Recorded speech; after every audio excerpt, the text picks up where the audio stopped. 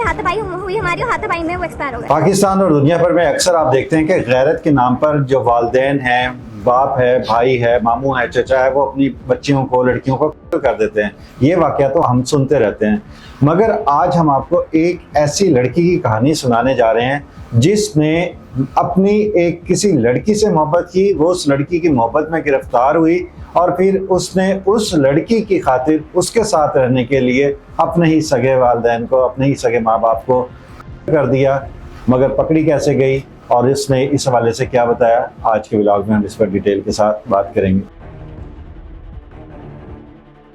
भारत का इलाका है मीरठ, वहाँ पर एक लड़की बहुत ज़्यादा खूबसूरत थी और वो मिस मीरठ बन जाती है। अब मिस मीरठ बनने के बाद वो जो ऐलान करती है कि मैं सबसे पहले ये मेडल मिला है, ये मैं अपने माँ के कदमों में रखूंगी, यानी उसने अपनी मोहब्बत का इजहार किया अपनी वालदा के हवाले से। मगर कुछ अरसे के बाद जब उसको थोड़ा नाम हुआ, उसकी शोहरत हुई, तो उसकी दोस्ती एक अंजू नामी लड़की के साथ हो गई। अब ये अंजू नामी लड़की उसकी ज़िंदगी में इसने आकर उसके लिए और उसके घर वालों के लिए एक अज़ाब खड़ा कर दिया। अब ये दोनों, प्रियंका सिंह और अंजू, एक दूसरे से अलहदा होने के लिए तैयार नहीं थी और ये जब भी इस लड़की की, अंजू की छुट्टियां होती तो ये प्रियंका के घर आ जाती और प्रियंका को जब टाइम मिलता ये अंजू के घर चली जाती। इस तरह इनके मामलात एक दूसरे के साथ ये करीब आती गई और फिर इनकी मोहब्बत में इस तरह इतना इजाफा हुआ कि ये एक साथ एक कमरे में रहने और सोने की आदी हो गई। अब जाहिर बात है कि घर वालों को जब इनके ऊपर दोनों को शक हुआ तो उन्होंने कोशिश की कि इनको अलहदा किया जाए,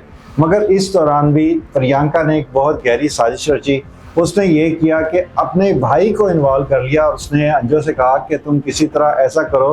कि मेरे भाई के साथ ताल्लुकात कायम कर लो, ताकि जब ये तुम्हारी मोहब्बत में गिरफ्तार हो जाएगा तो तुम मेरे घर आ जाओगी और इस तरह फिर हम इकट्ठे रहेंगे और एक ही जगह रहेंगे। अंजू थी, उसने उस लड़के को जिसका नाम गौरव था अपनी मोहब्बत का असीर किया। इनकी शादी हुई, मगर और शादी के बाद वो फिर परदेश चला गया और यूं एक मरतबा फिर ये दोनों एक दूसरे के करीब आ गई। अब ये इकट्ठी फिर कमरे में सोना इन्होंने शुरू कर दिया। अब इनके वालिदैन को फिर एक मरतबा ज़्यादा परेशानी होनी शुरू हुई कि ये हो क्या रहा है, क्योंकि अब उन्हें पता लग गया था कि जो अंजू है, क्योंकि उसका कोई इंटरेस्ट गौरव में नहीं था, ना वो उसके साथ कोई बात करती थी और अगर वो फ़ोन पे बात भी करता था तो वो बिल्कुल इसको इग्नोर करती थी। उससे ये महसूस होना शुरू हुआ कि ये दोबारा इन्होंने वही सिलसिला शुरू कर दिया। अब हुआ ये कि जब इनके दरमियान ये मामला हुआ और इन्होंने फैसला किया कि वो अंजू को वहाँ से वापस भेज देंगे या प्रियंका को घर से निकाल देंगे, तो उन्होंने एक अजीब फैसला किया और उन्होंने, जब उन्हें निकाला गया, उन्हें एज ए पनिशमेंट उन्हें घर से रस्टिकेट किया गया, तो कुछ दिन के बाद वो खामोशी के साथ दोनों आई। वालिद जिसका नाम प्रेम और वालदा जिसका नाम संतोष है, इन्होंने उन दोनों को जो है वो गला दबाकर मार दिया और उनकी हत्या कर दी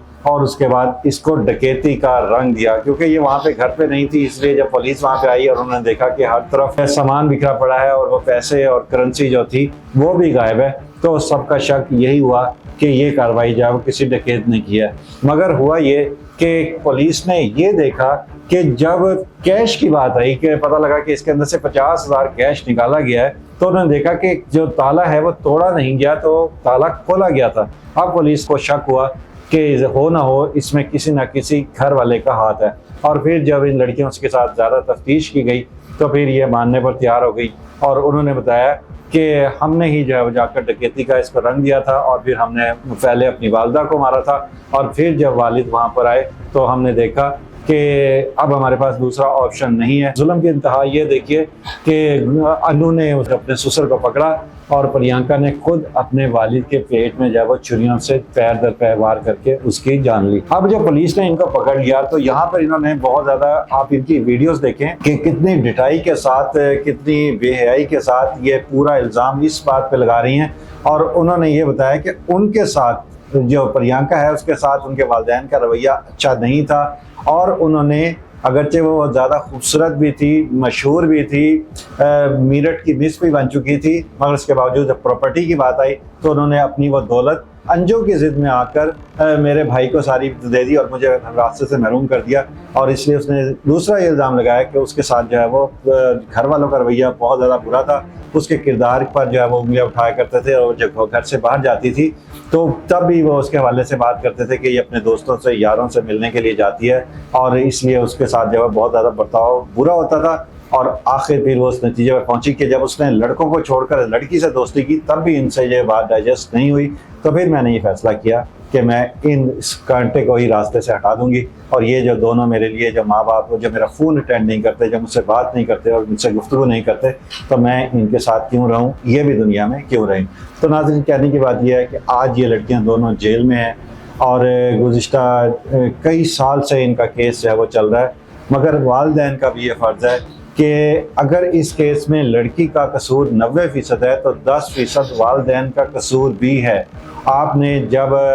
बेटे को अहमियत देनी है तो उसके साथ साथ आप अपनी बेटी की बात भी सुने। बेटे को आप मुकम्मल इजाज़त देते हैं कि लड़का आपका जाए, क्लबों में जाए, शराबें पिए, डांस करे, जो मर्जी करे, आवारागर्दी करे, उस पर कोई पाबंदी नहीं है। लेकिन लड़की अगर किसी लड़की से भी फ़ोन पे बात कर रही है तो आप पर उस पर उंगलियां उठाना शुरू कर देते हैं। और यही शक था, यही जो बगावत थी वो इस प्रियंका के जहन में उभरी और उसका नतीजा फिर उन दोनों वालिदैन की मौत की शक्ल में निकला। और ये लड़की भी अब सारी ज़िंदगी, इसका मुस्तकबिल भी तारीख हुआ, अब ये सारी ज़िंदगी जेल की चक्की पिसेगी और कैद काटेगी।